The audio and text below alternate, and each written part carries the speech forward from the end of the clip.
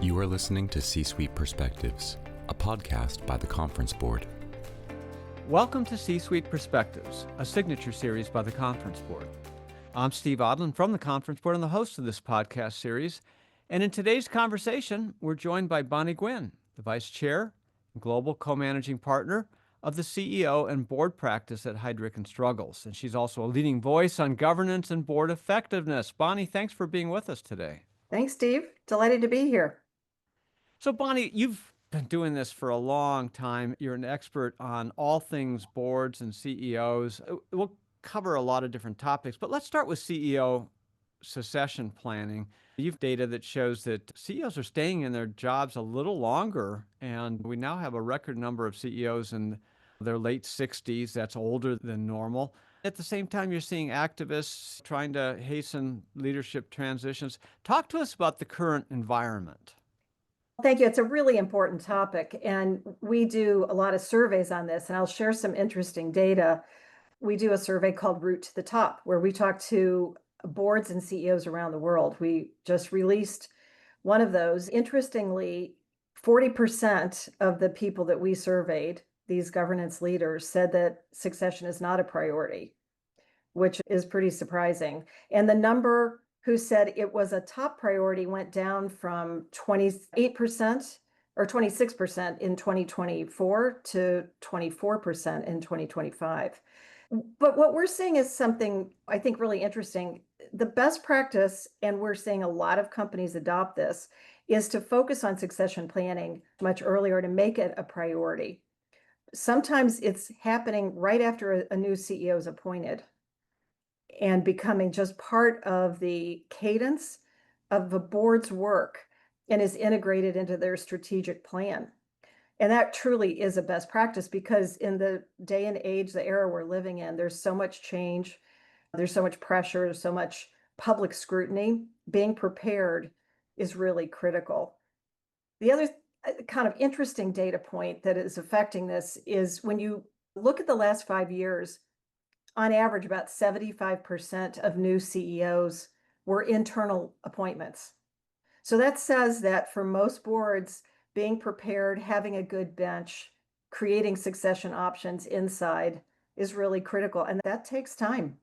It isn't the case, but a lot of times when you have to go outside, it's a failure of succession planning. Not every case, but you're right. You need to start immediately. And I think a lot of boards just relax when a new CEO is appointed and just say, okay, now we'll let this run its course. But you really have to make sure that not only for the CEO, all the key positions in an organization, that you've got bench and that you're developing people, don't you? Yeah, 100%. I think it's good hygiene. It keeps it from being an emergency. When you have given it thought, you may have an emergency. That happens from time to time, or you may need to make a big shift for a strategic reason. But having a regular discussion, having a regular cadence, knowing who is involved, it should be the CEO and her or his leadership team, could be the CHRO, in concert with the board, that is truly best practice. And it should happen on a regular basis. Are you surprised at the numbers that we've got so many people in their late 60s? And what does that say about succession planning? One of the things we saw during COVID, which feels like it was a long time ago, but it really wasn't, is that there was not a lot of turnover at the top. And I think that's because it was a time when boards really valued and prioritized continuity and keeping people in the seat while you navigate the uncertainties that COVID brought. And I think there's still some of that in the marketplace. There is a value to having continuity, but we are seeing a lot more turnover. We are seeing a lot more boards that are starting to make changes at a more rapid pace than they did 3 or 4 years ago. It was a different period. It was a black swan event, and you had so many things that were in flux. Let's not add to all of the uncertainty in a company by changing the CEO. It looks like it was a deliberate strategy on the part of the boards to retain them, but then you get this bunching of tenures, and you got to now work through that as well. You've advised a lot of boards. What do you think are the best practices? How do you advise your boards to plan for this? Is it always that you've got 1 or 2 candidates in the pipeline for every one of these key positions? I think the best way is to really step back and early in a CEO's tenure for the board leadership to be having a very open conversation with the CEO. This doesn't come as a surprise to anybody. Let's start thinking now about how we're going to develop a bench over the period of your tenure, which we hope will be a long time. But things happen and we want to make sure we're continuing to develop great talent. And it really then boils down to a couple of things. I think boards should have open conversations with the CEO about what are the strategic criteria, the strategic needs that this company is likely to have in the next 5, 10, 15 years. And then thinking about who are the emerging talents within the company or who can you recruit in, who can help guide a company as its strategy evolves and is forward facing, not looking through the rearview window, but forward facing, thinking about what's going to face us over the next 5 to 15 years. And you really start aligning on the criteria, which will evolve. It's evergreen and it should evolve on a pretty regular basis. I think best practice is for boards to periodically just do an external talent map. It's just a desk exercise. It's not talking to anybody, but who's out there? What are other great leaders in our segment, in our industry that strategically are aligned with where we're going? And exposing internal candidates to assessment, development, exposing them to the board, giving them stretch assignments, thinking about how you very methodically in a disciplined way develop people who, when that day comes, are prepared to be considered and can be considered by the board. The point that you made at the start is really important. You've got to have a strategic plan. If you're seeking tenure in the 5 to 10 year range, you need a strategic plan for that tenure and that CEO, but then you also need to know what the next phase of that strategic plan is because it may call for different skill sets. And so Right. you can't just have a clone of the current CEO in the pipeline because it may be somebody who needs to be developed on different dimensions. And this is your point. And therefore, the external exercise is also to see what are those skill sets that are out there that could better map to that. But it all starts with the plan, doesn't it? It does. It starts with the strategic plan and really thinking about where's that taking us and what kind of talent are we going to need in the future. Now, board composition is another piece of that planning too, because you've got skill set needs that need to coordinate with that strategic plan as well. Some boards do a great job of this in turnover and succession and so forth. Some boards don't. And then you've got activists saying you've got boards that have all been in place too long. Talk about how companies should do director succession planning. It's very similar to what we were just talking about relative to CEO planning and succession planning. It should be continuous, thoughtful, and open and transparent dialogue in the boardroom about what are we going to need in the future. I think it often starts with a skills matrix, which is a very simple exercise. What do we have around the table today? And let's map that to the strategy. Where are we going in the next 5-ish years? And what's missing at the table that would help the CEO and the leadership team by asking great questions, bringing relevant skills and experience. We look at AI, for example, that has really changed the game, changed the conversation. Those are the kinds of things that boards need to be attentive to as they build out their own matrix of skills. But it's also the fundamentals. Do you have people who can take over the audit chair role? Do you have people who can take over the comp role over time? Do you have people who have worked in the geographies where you're expanding? It's things like that I think boards need to, in a very disciplined way, have a matrix, identify the gaps relative to the strategy, and then make sure on a continuous basis they're in the market recruiting and having a lot of conversations with people. Now, the pendulum has swung on this. It used to be that people would stay on a board 25, 30 years. You had the same board, they knew the history and so forth, but you weren't getting the fresh thinking about new areas like AI or sustainability, or whatever the new strategic areas are. And then the pendulum kind of swung the other way for a while, which is you need to turn them over, turn them over. And that's more aligned with sort of the European style of governance. Now the pendulum seems to be back in the middle, which is you need these staggered tenures. You want some people who've been on the board and been around who understand deeply the company and the history, but you also need new, fresh perspectives as well. So how do you plan for all that? Yeah, it's hard to do because I do think you want to have a balance. The best boards are balanced. You have some institutional legacy knowledge and you've got some future thinking and experiences that map to where you're headed. It's really, again, I think about having a very good independent, whether it's a chair or lead director, a very good head of governance or nominating, whatever the committee is, who collaborate with the CEO to think about who's going to retire, when is that going to happen, what are the skills we're going to miss when they leave, what are the skills we need in addition, and then thinking very methodically about how do we stay in the market on an ongoing basis and get to know people who could fill these needs for us. It's essential, and it's just about blocking and tackling and doing the basics and just thinking a few steps ahead like a chessboard.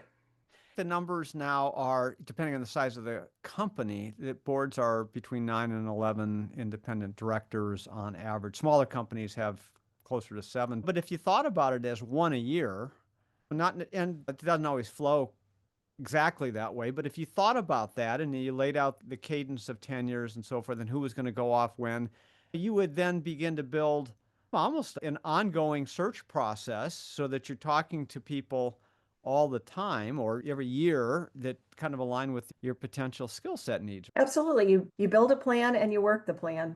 It's Yeah. pretty straightforward, and you stay disciplined about it and make sure you're talking to your fellow board members to ensure that they're aligned with where you're going on this journey. And the CEO, of course. I think if you've got everybody in alignment and you've got a plan, then you just, in a disciplined way, make sure you're focused on who we need. And I've seen situations where it catches up and suddenly you have 3 directors that are going to be rolling off. That's a pretty difficult situation. It's difficult for a board, it's difficult for a CEO. You're onboarding a lot of people. If you can think about it as 1 or 2 a year on a pretty regular cadence, that's a good balanced approach.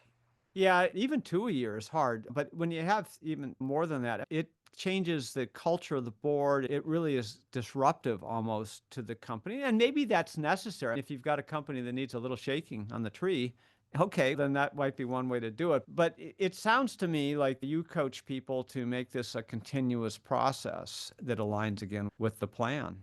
Yeah, we say stagnation is the enemy of sustained performance.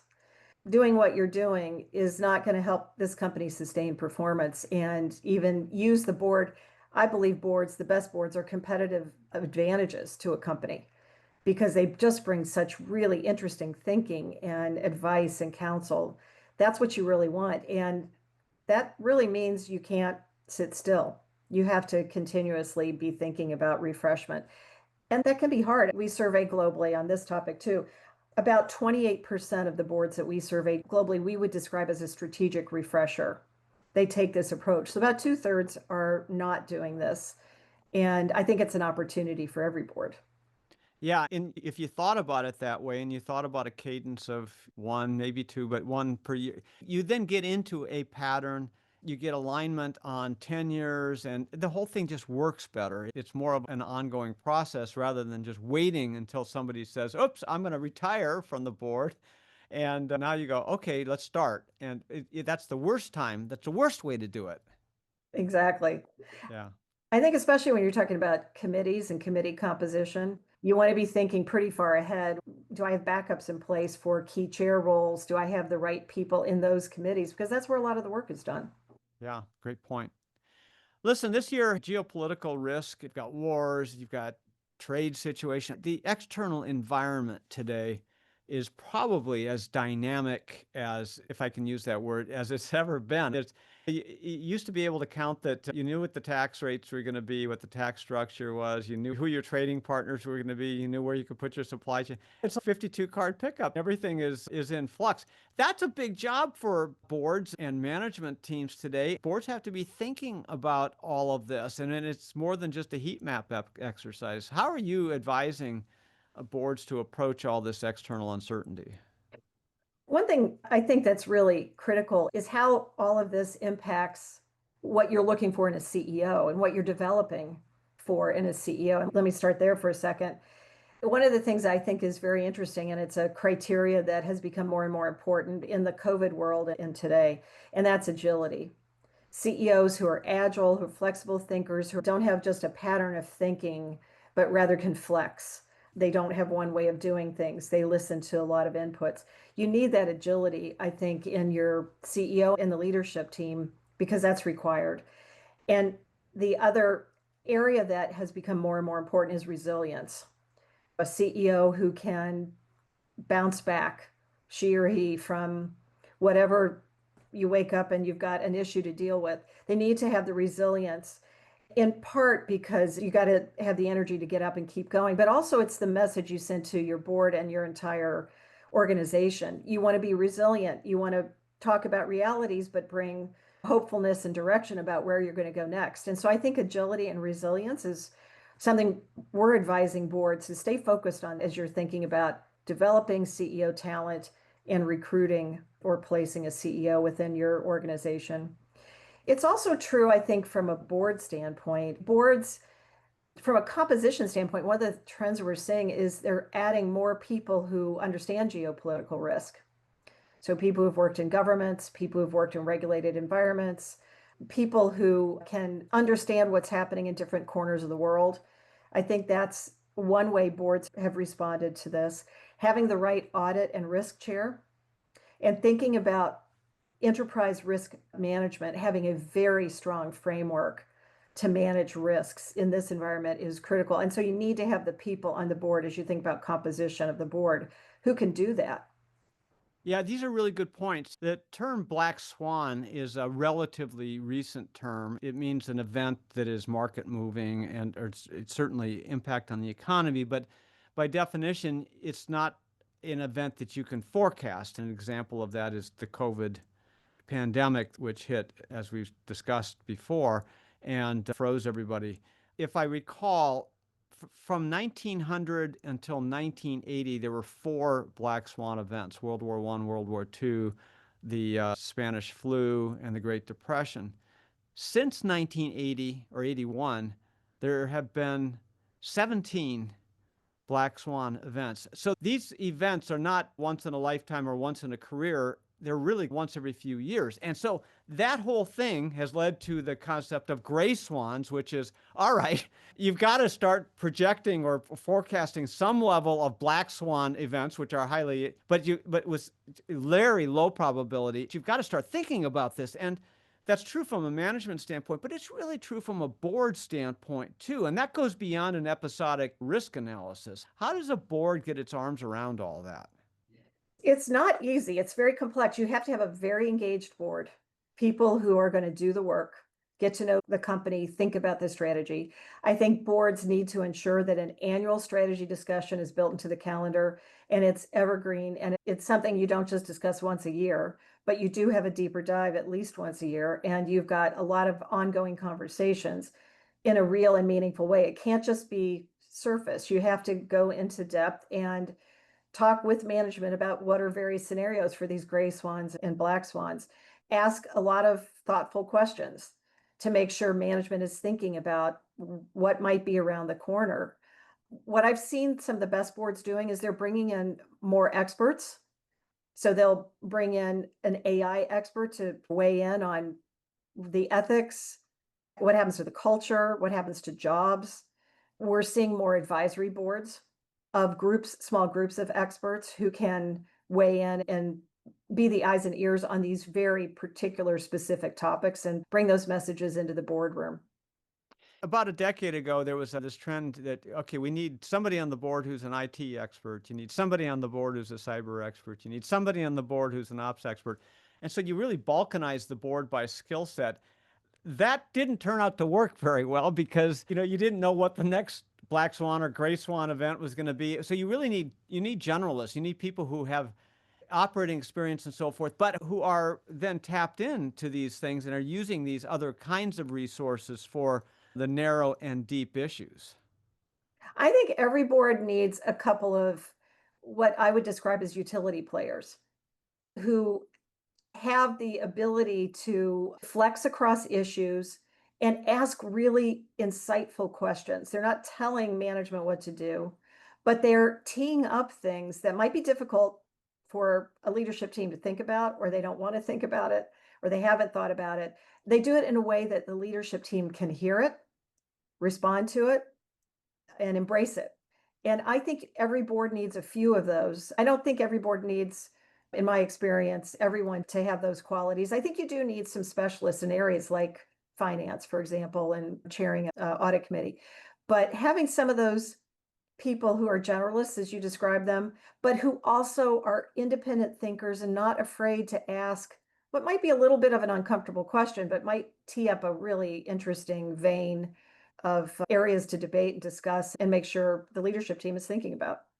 Yeah, and one of those issues right now is AI. A few years ago, I'm not sure how many boards and CEOs could spell AI, and now it's like everybody's on ChatGPT on their phone. It's amazing how fast things move. Here we are, and so boards are trying to figure out, what does this mean strategically for a company? You got Gen AI, generative AI, which is helping to drive the top line and differentiation. You've got other forms, but talk about the governance from a board perspective, governance and how they should be looking at AI. It's a huge question because there are so many implications. It's ethical, it's how it's affecting jobs and job structures, it's the rapidity of the technology, how rapidly it's being developed, and just staying on top of that from a governance standpoint. And it's a really tricky question. I don't think there's one solution yet in terms of how boards are going to govern this or make sure that it's got an appropriate discussion in the boardroom and even what committee it belongs to. Where I'm seeing more of these discussions right now is in the executive committee or all the chairs of the key committees. But I think it's going to end up having to be owned by the entire board because it is such a big, complex set of issues that are raised by AI. And it's evolving. Even as we're speaking now, it's probably evolving again in ways that we can't even forecast. So that comes back to agility. The board has to have agility too. Yeah, you've got to be putting it into your risk management process because there is risk about deploying AI in a company. There's data risk and all sorts of IP risks and all of that. But it's also a strategic issue because, how you do or don't deploy AI can mean the difference between future success and not. And with the speed of the adoption of these technologies, if you get too far behind the eight ball, you can really destroy the value of a company. So it's on multiple dimensions here. Yeah, it really is. And I think companies are struggling with, do we bring in an AI expert to the board or do we have advisors? The risk with just bringing in an AI expert is unless they're right in the midst of it, their currency can be out of date pretty quickly. Some boards are looking to groups of advisors, education, but I think it's just raising, as you said, so many issues. And it does belong in ERM, no question. Audit and risk needs to have a pretty big footprint here, but it is very strategic. It's commercial, it's go to market. The guts of businesses are being transformed and changed. And I think it has to be part of the ongoing strategic discussions and questions that boards and leadership teams are debating. We at the conference board did a recent survey among CEOs and we updated every quarter. Last quarter, it was all about tariffs and trade. This quarter, we're back to some of the geopolitical issues, but also cybersecurity again. This seems like the issue that just won't die. Can't we just fix this and get it behind us? But it goes, so much of what we do in the economy is done through some sort of cyber means, including AI. This seems like a perennial issue. How do boards stay on top of that issue? Again, it's AI. It's not easy because it's evolving and the actors who are involved in it are constantly evolving and staying ahead of that. This one falls, at least at the moment, pretty clearly in audit and risk and enterprise risk management and making sure that you are thinking about every possible permutation. I also think it's important to have the chief digital officer talking directly to the board or whoever has responsibility for this on a regular basis. I've seen some boards add chief digital officers for that reason, because some of this language around AI, around cybersecurity, around technology generally, it's moving so fast and you need a translator at times. And having somebody in the boardroom who knows how to frame it up and ask some questions and help bring the board along, I think can be very helpful. Wrapping up, any other issues that you see going on the board and that you're advising boards to get their arms around? I think there's the perennial issue also of activists. There's a lot of activism activity that we see in the news. And that's why I think, going back to what we're talking about, regular board refreshment and developing your CEO options, your internal bench, it's really critical. It helps keep the conversations, having a fresh perspective in the boardroom, which is important. And with the CEO, it helps in terms of just making sure that you are actively evaluating your CEO, you're thinking about the strategy, you're thinking about who on the senior team can step into this role, and you're just staying really close on what are the key leadership issues that the company is facing, as well as the strategic issues. But I think activism is here to stay. Yeah, you've got to be good at governance. You've got to stay up on the trends. You've got to evolve your governance. And the company still has to perform. I think sometimes we forget that we're in a multi-stakeholder world. You can't just be good with your customers and just be good with your employees. You can't forget your owners. You've got to do it all. You've got to hit the sustainability, the citizenship, community. You've got to think about all the components and make it all work as one big equation. It's all about the stakeholders. Yeah. And that's a very broad group. Bonnie Gwin, thanks for being with us today and sharing your thoughts on the latest in governance. You're very welcome. Thanks for having me, Steve. And thanks to all of you for listening to C-Suite Perspectives. I'm Steve Odland, and this series has been brought to you by the Conference Board. You have been listening to C-Suite Perspectives, a podcast by the Conference Board.